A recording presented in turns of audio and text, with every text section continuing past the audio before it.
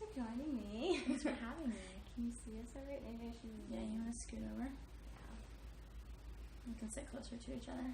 I do like you enough We're for friends. that. Sometimes. So thanks for joining me. Yes. To introduce you, this is Loney. Hi, guys. I'm super excited to have you here as my first guest. Thank you.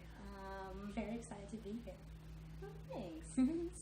So everybody knows Lauren is an environmental policy attorney. Did I get that right? Yes. Okay. And since you're my girl crush, I was stalking you on LinkedIn. Oh, my LinkedIn is probably quite out of date. I don't know. You haven't accepted my request yet to be your friend, and I'm distraught by it. Unsurprising. I do not know the last time I logged into my LinkedIn, which is like not good professional advice, by the way. Like, don't be me. I have been wanting to do a little presentation to some of the people I work with to introduce them to social media. This is how you know I work with people who are middle-aged or older. I have to do a PowerPoint presentation to explain social media. Yes. On PowerPoint, no less. Like, Yeah, none of the other new options that like are out Prezi, there. where like comes flying in and spins around. That would make them dizzy. Yeah. They'll be like, this is too small, I can't see this. So anyway, tell me about your research. One of the things when I was stalking your LinkedIn is that you did research on the salamander and the Edwards Aquifer. I did research on the Comal Springs Riffle Beetle in the Edwards Aquifer. Okay, the Riffle Beetle. Uh-huh. I think maybe the title was something scientific, and I was like, gotta be the salamander. Everybody loves Edwards the Aquifer, salamander. It's the only thing. I did do some, my lab did research on salamanders when I was in graduate school at Texas State, but I was mostly focused on invertebrate species.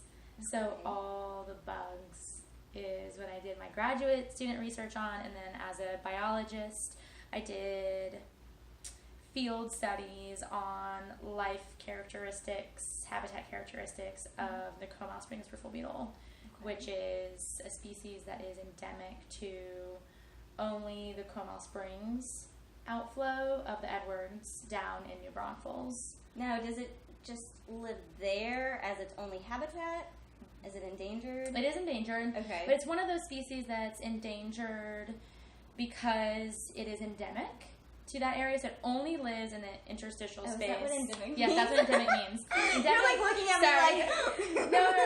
I just said that. I literally just told you that, Andi. Jesus. I'm an engineer. No, that's like a very Endangered Species Act. Like, you only know that word if you're talking about endangered species biology. Yeah. Okay. No, so it only lives in the interstitial space between the Edwards Aquifer and the surface habitats, in just a few acres. Like, it has a tiny habitat range, so that's why it's considered endangered. It's not necessarily considered endangered because we've seen a rapid decline in their numbers, which is what typically triggers Endangered Species Act protection. Certainly today, the Comal Springs Riffle Beetle would never get listed as endangered because of our political climate. They're actually redoing the Department of Interior. I think it's who Fish and Wildlife is with. They are redoing or trying to redo the Endangered Species Act right now. It's in the comment period. Okay. Total tangent. Is the bald eagle an endangered species, or are they just protected because they're the national animal? It's an endangered species. I think it's still listed. Okay. It's had an incredible recovery, right? So the bald eagle was initially rapidly declining because of what's the pesticide that Rachel Carson's Silent Spring is about? Oh my gosh, I don't know. It probably has like 3-letter abbreviation. DDT. Yes. Okay. So DDT was one of the first pesticides that we really, or it was the main pesticide that ended up leading to like all these major environmental regulations in the 60s and 70s. So I think Rachel Carson's book came out in the late 60s. And then most of our federal environmental laws came out in the 70s. Clean Water Act. Yeah, when I was doing environmental engineering sampling, it was all based off those laws. Yeah. And we tested for the whole suite of herbicides, pesticides. And those carcinogenic. have not changed. The environmental engineering industry hasn't really changed, to be honest. Well, they have added pesticides, taken pesticides off, or whatever pollutant you're talking about. But the major structural environmental laws that engineers, that developers, everybody has to comply with are basically the same. Do they change? So as we have better technologies that can detect contaminants to smaller levels, do they go in and change the secondary contamination level regs? They can. Okay. So often, it might be best to explain this through the Clean Air Act better than Clean Water Act.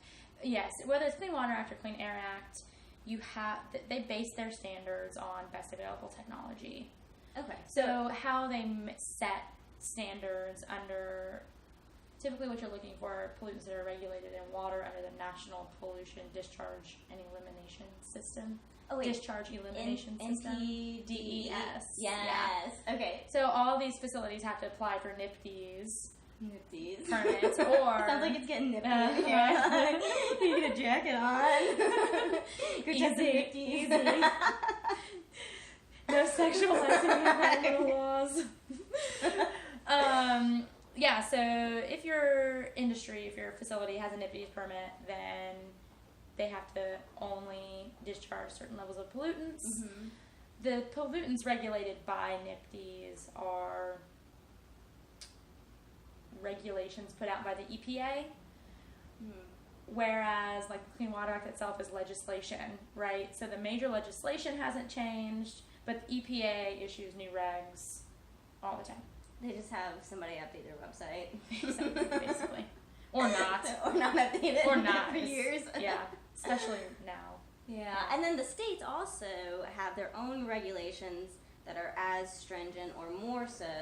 Yeah. I remember when I was doing environmental engineering, we had, and this was in Missouri, so we had more state laws than Texas typically does. So our graph would be what contaminants were in the water samples and also the MCLs, the maximum contaminant levels.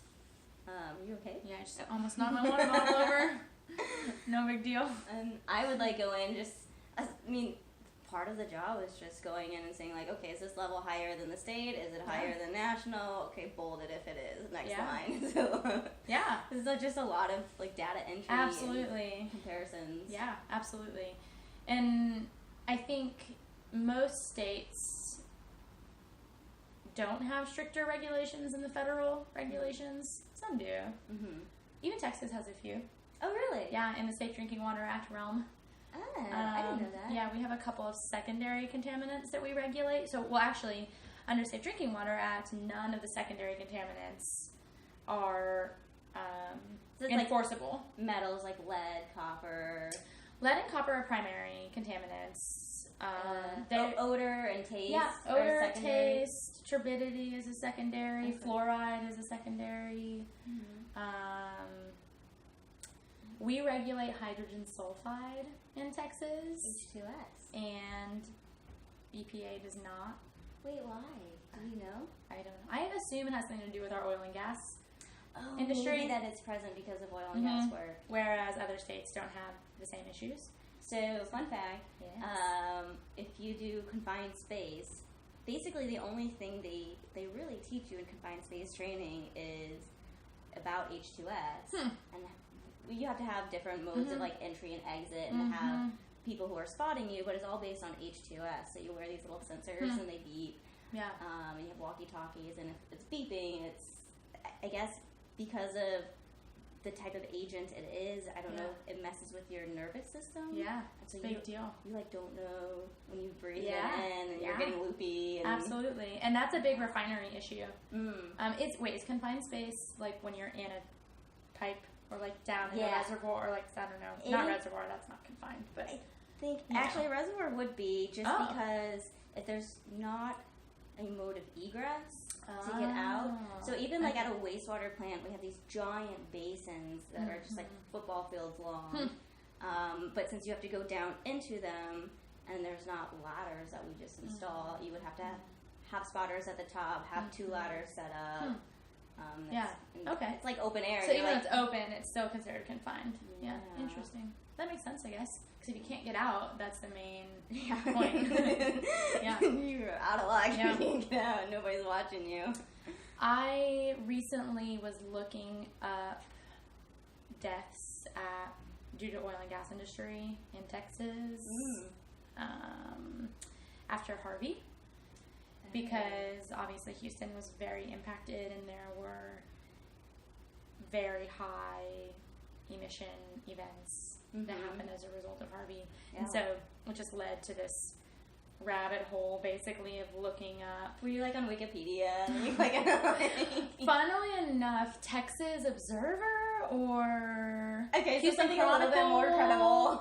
Yeah, than Wikipedia, although I'm like, who knows, right, where they got their information. Not to bring up fake news. Rail on the Chronicle or the Observer, because I think they're both excellent publications. Says a lawyer and lawyers speak. Says a risk-averse lawyer who doesn't want to be like sued for libel. It is likely that they are good. It's likely that those are excellent publications with reliable sources. No, so hydrogen sulfide is like one of the main ways that people in refineries die, because they get caught in these tanks where there's hydrogen sulfide gas and they can't get out.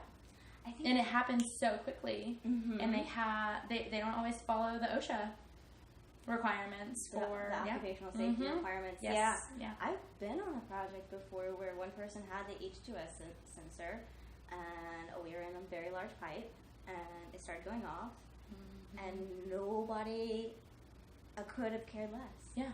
And I was like, you guys, like, I've had this train, like, let's go. No, you guys, we got like, yeah, dudes just, I don't know. And they were saying, oh, it goes off every time we come down. I'm like, I think that means you're supposed to leave. Should you tell somebody about this? Maybe we should. Are there protocol for telling people about if a hydrogen sulfide sensor is going off? I think the protocol is you get out. Yeah. Run for your What life. is the protocol? You're like in bold letters at the bottom of the page. Yeah. Just like go and sign here. And I guess it's just you have to have an atmosphere of safety on, and I think this was a company that did, which is why it surprised me. Yeah. And I think that in their minds, those sensors go off if somebody sneezes. They were making all sorts of jokes about guys farting and it going off. Because of course they were. And I was just like, you not make me feel any better, guys. I'm not feeling good about this. Also, it would make me not feel very good about listening to their advice. That, like, it's okay. Yeah. Like, this is not a very scientific reason. They're just like, man up, somebody else. Of course. It's my favorite phrase in the entire world. Man up. Man up. I love when people put man hours or like construction man working and you cross it out, person hours. Yeah, that's right.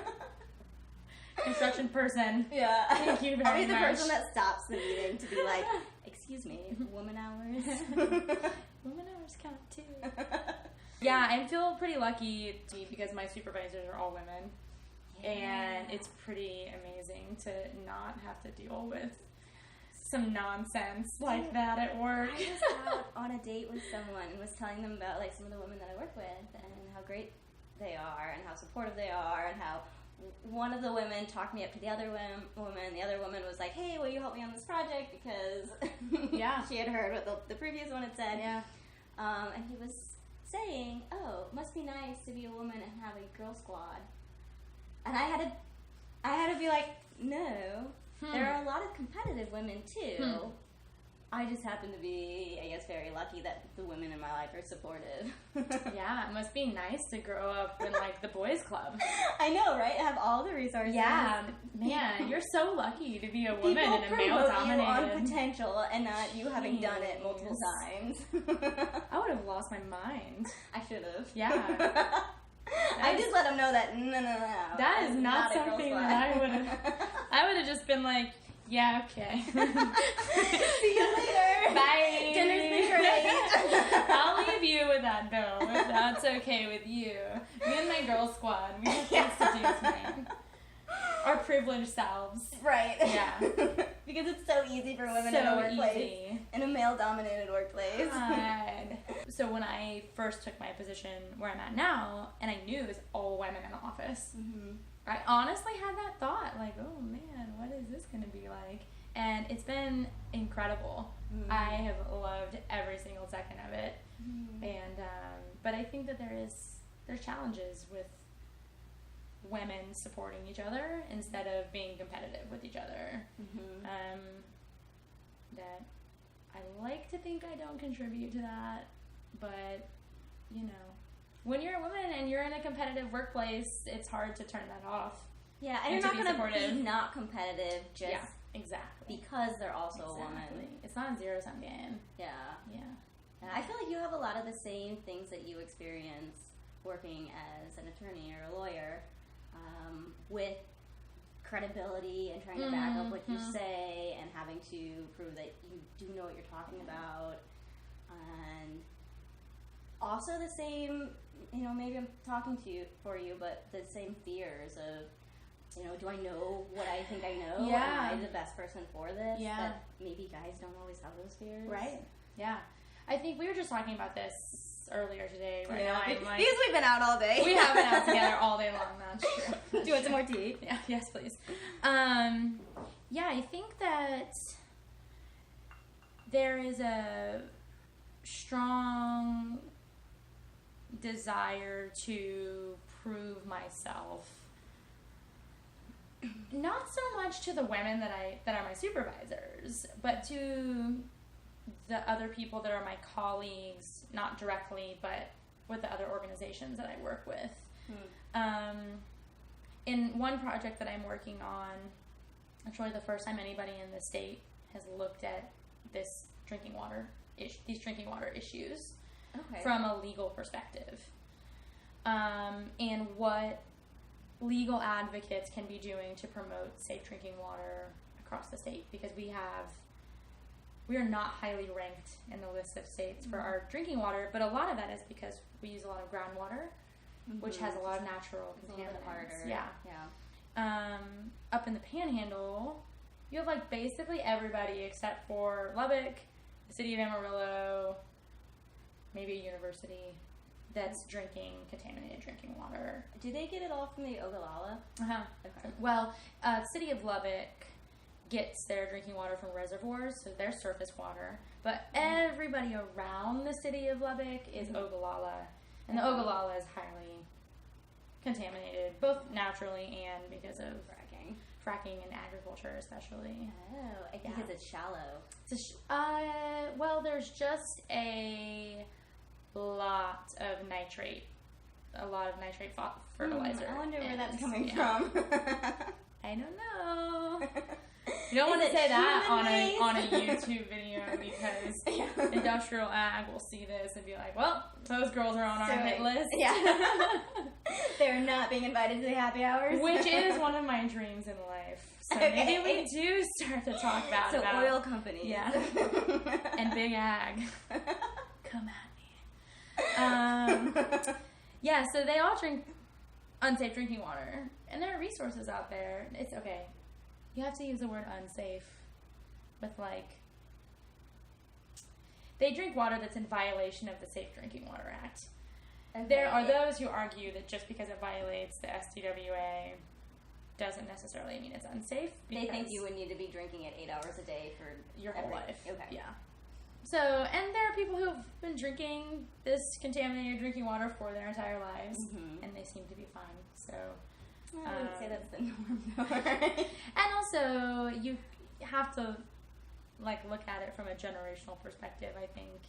And people have only been drinking that water really for a generation or two, because it's only been contaminated that long. Well, and because it's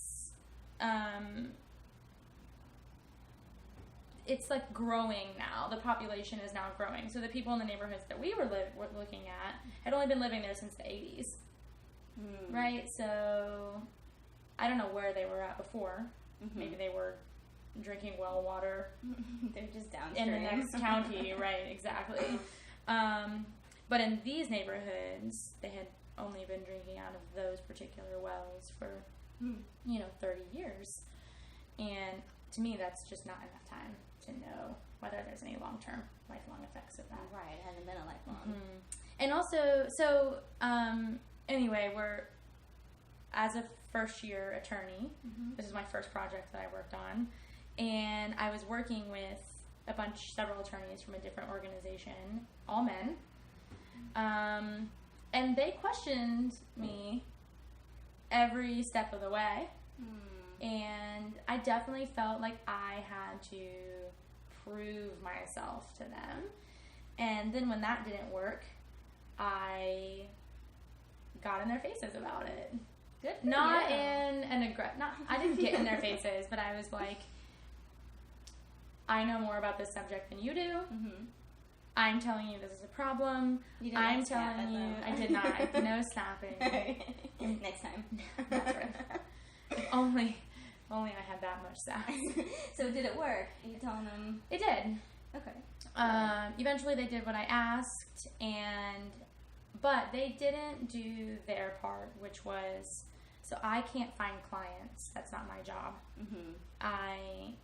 Because they work for the organization that actually has the clients. Do they call it partner with them? Business development?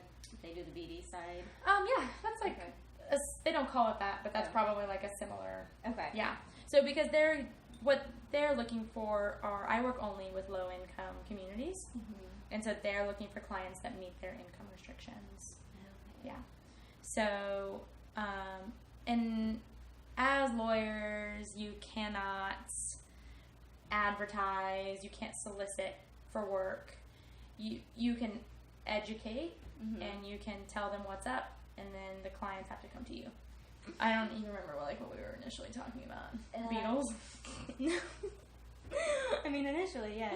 You were saying that it was the Safe Drinking Water Act. And Yeah, so, yes. Long story short, two of my direct supervisors, I feel very supported, very encouraged. I feel very much like they trust me to do the job, and sometimes that feels like they just push me off the side of the pool into the deep end, and I struggle with it. And sometimes I feel like it's great because I get a lot of ownership in my work. But a lot of attorneys, especially women, I'm sure, struggle with that with their immediate supervisors as well. Yeah, because it is, while the law is not male-dominated anymore in school, it's not male-dominated at the associate level, it is male-dominated in the partnership role. Yeah. So far more men make it to partners than women, and so even if most of your colleagues are women, the people in charge of you are more likely to be men. Is it difficult going from like a competitive law school environment to then now we all need to work together and make new legislation and solve problems? You know, I don't think, it's not for me. Well, frankly, I didn't really find UT Law that competitive. I started law school at Vermont Law School, which they are known for their environmental law program, but they're not highly ranked. Okay.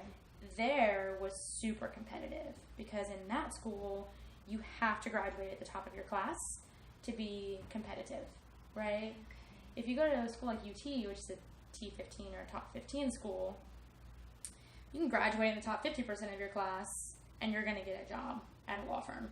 Yeah. I've never thought of it like that in engineering, but I'm sure it's very similar.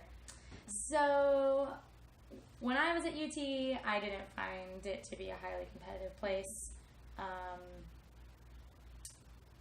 Maybe I felt pressure to do really well with academically because public interest jobs are very competitive, especially right out of law school. Yeah, it's more competitive. The nonprofit world is more competitive than the for-profit world in law. because there's so many fewer positions. Even outside of law, right? Yeah, I'm sure. Nonprofit positions. Yeah. And so, but that didn't really affect my ability to be collaborative. And I don't feel a lot of competition for like climbing the ladder yet. Right now I'm in a fellowship. So, because it's a nonprofit world?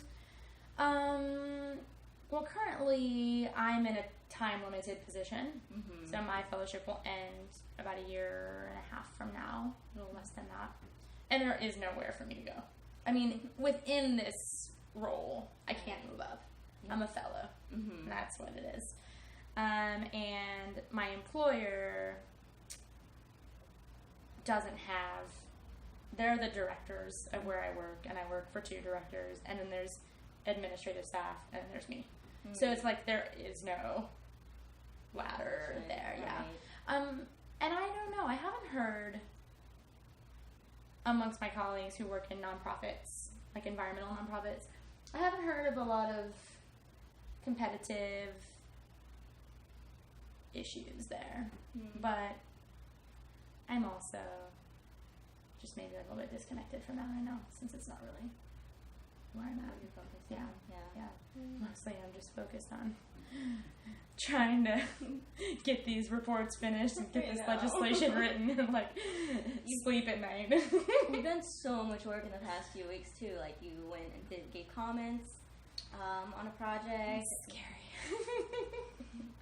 I was very impressed. Oh, thank you. Like as I was standing at the podium, I was like, all right, Lauren, don't shake. Don't mess Be it up. calm. Yeah. Don't mess it up. Yeah, but you're like enacting the first movements to something that might change how we in Texas based on what your comments were and what your report says. Hopefully. I mean, yes, so I think ideally what our comments will do will strengthen the permit at issue. So I commented on the first major crude oil offshore export terminal permit application in the country. And which like sounds more intense than it actually was. Like there weren't a million people in the room, or like it wasn't contentious. Like there weren't people with signs. Like tomatoes. Yeah, exactly. No, it was quite a calm environment. But it is something that we need to consider, and I think one of the scariest parts about having that come up in Texas is that this is a state where they're least likely to get pushback. And so my role was basically to say, slow down. There are all these issues, environmental justice issues, Endangered Species Act issues, water quality issues. I mean, there are all these issues that need to be considered in the environmental impact statement, which is the next step of this application. It's part of the NEPA process, which we've talked about this before. National Environmental Policy Act basically requires major federal actions to do an environmental impact or an environmental assessment of the projects on the surrounding human and natural environments. TCEQ almost never denies permits in Texas. Oh, I didn't know that. There are a lot of really awesome people at TCEQ, but when we challenge a permit at TCEQ, we're not challenging as much because we think that we're going to be able to stop this refinery or stop this concrete batch plant or stop this, whatever, insert X industrial activity, confined animal feeding, concentrated animal feeding operation. What we're doing is challenging it, CAFOs, to try and get better technology, more strict restrictions, get something back for the community that this is going to impact.